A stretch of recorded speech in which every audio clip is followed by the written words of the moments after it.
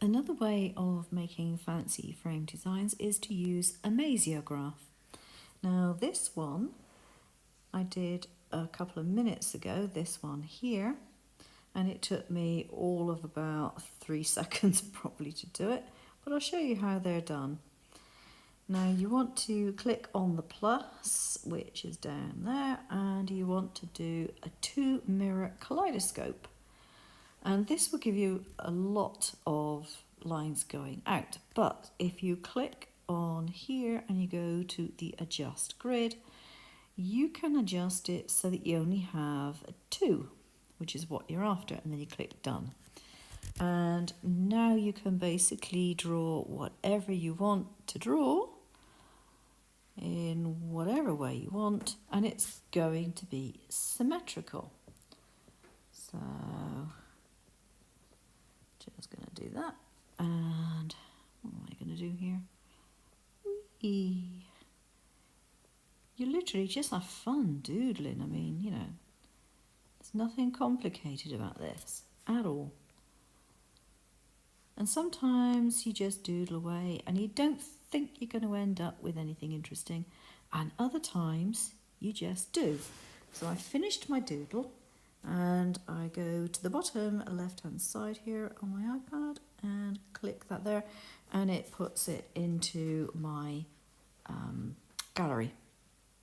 So I go to edit and I click on the image that I want, and then I click on the send to, and I can send it wherever it is that I want to send it. And I go for image no transparency, which is a JPEG. Or I could also do, hang on, let's just cancel that one. Click on that, sorry, go to edit. Click on this one, and I could send it image with transparency, which is a PNG, or I could send it as an Amaziograph file. But if you send it as an Amaziograph file, I don't know if Shortcut Slot will be able to open that. I'm going to send it as a PNG, and I'm just going to send it via message. I'll do that in a second, and I'll come back to you in Shortcut Slot. Okay, so back into Shortcut Slot.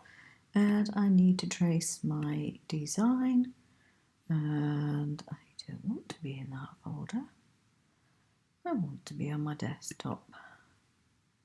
So my design was this one here, so open it up and click OK. It's being traced just fine. Oops, that's way too big. Okay, let's just put in 14 there. There we go, that's a bit better. So I now have a design that I could cut out as is, or I could add a frame to it.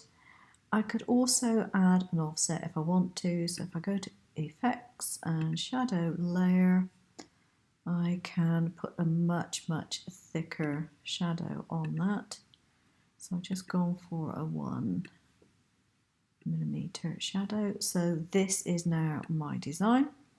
This would be much better as a cutout than that would. This would be a bit thin and unwieldy, but this will cut out quite nicely. If I want to see what it looks like with a fill in it, I can put a colour in there. I'm just going to change that to my usual black, and there we go, that's what it looks like.